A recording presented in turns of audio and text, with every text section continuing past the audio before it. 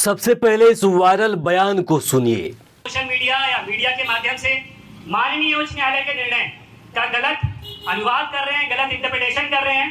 मैं उनको आखिरी बार समझाइश देने आया हूं। अब तक का समय उनका था, अब तक मतलब गुरुवार की शाम का जो ये समय है वो उन तक का था। अब जो है वो कानून का पालन होगा, विधि का शासन होगा। जिसकी हिम्मत है, जिसको लगता है वो ऐसा कर सकता है, वो कल प्रयास कर ले। हम उसके लिए पूरी तरीके से तैयार हैं और कल वो मान के चले, उसके ऊपर जो उसने अब तक नहीं सोचा होगा वो कार्रवाई होगी। धन्यवाद। भारत माता की। एसपी सचिन शर्मा कहते हैं कि अब तक का समय उनका था, अब कानून का पालन होगा, उस पर ऐसी कार्रवाई होगी जो उन्होंने कभी सोची भी नहीं होगी।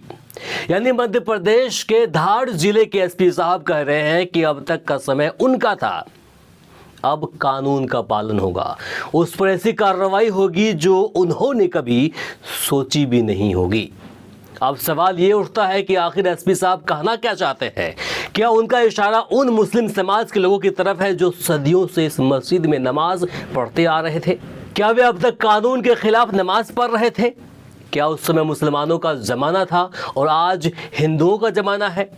एसपी साहब शायद ये भूल गए कि वर्दी पहनते समय उन्होंने किसी धर्म विशेष की नहीं बल्कि संविधान की शपथ ली थी, उस संविधान की जो भारत के धर्मनिरपेक्ष राष्ट्र मानता है और हर नागरिक को बराबरी का अधिकार देता है। इतना ही नहीं, आपकी सुरक्षा में तैनात पुलिसकर्मियों की तनख्वाह भी इसी देश के हर जाति और धर्म के लोगों के टैक्स के पैसे से आती है। एसपी साहब फिर ऐसे शब्द आखिर किस मानसिकता को दिखाते हैं? और अब बात राज्य की करें तो मध्य प्रदेश में पिछले 23 सालों में से 21 वर्षों से बीजेपी की ही सरकार है।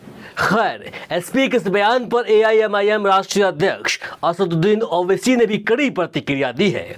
उन्होंने मध्य प्रदेश के डीजीपी को टैग करते हुए लिखा कि आदरणीय डीजीपी एमपी जी, अगर यह वीडियो असली है तो जिस तरह से एसपी अधिकारी बात कर रहे हैं वह उनकी मानसिकता को दर्शाता है कि उन्हें विधि के शासन पर विश्वास नहीं है।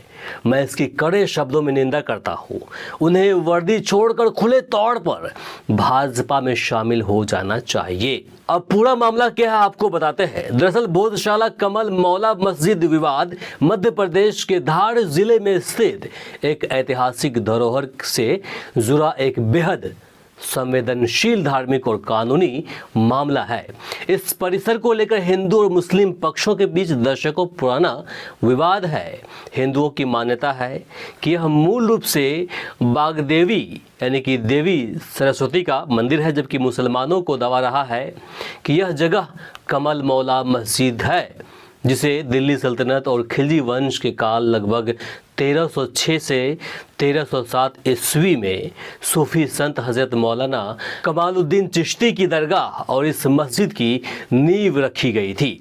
जहां विवाद को शांत करने के लिए साल 2003 में एएसआई ने एक अंतरिम व्यवस्था लागू की थी, जिसके तहत हिंदुओं को सुबह से शाम तक पूजा और अर्चना करने की अनुमति थी, जहां मुसलमानों को दोपहर 1 से 3 बजे के बीच जुमे की नमाज अदा करने की इजाज़त थी, जबकि यह परिसर आम पर्यटकों के लिए खुला रहता था।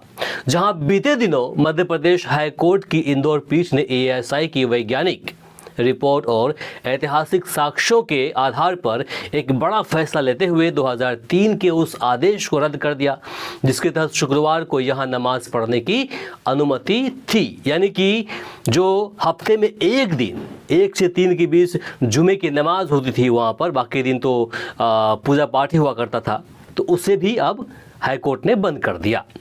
अब हिंदुओं को यहाँ पूर्ण और नियमित पूजा का अधिकार दे दिया गया है, यानी कि मंदिर कायम कर दिया गया है, आप एक शब्द कहे तो।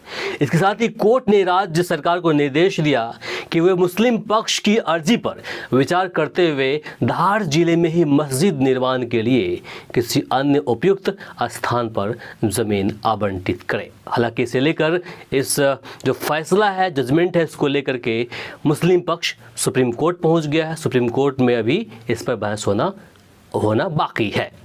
बाकी इसे लेकर आप क्या सोचते हैं कमेंट बॉक्स में अपनी राय जरूर दें। इस वीडियो को अधिक से अधिक शेयर करें ताकि अन्य लोगों तक पहुंच पाए। आप देख रहे तो वी आवर्स न्यूज़ और मैं हूं इमरान। नमस्कार, शब खैर।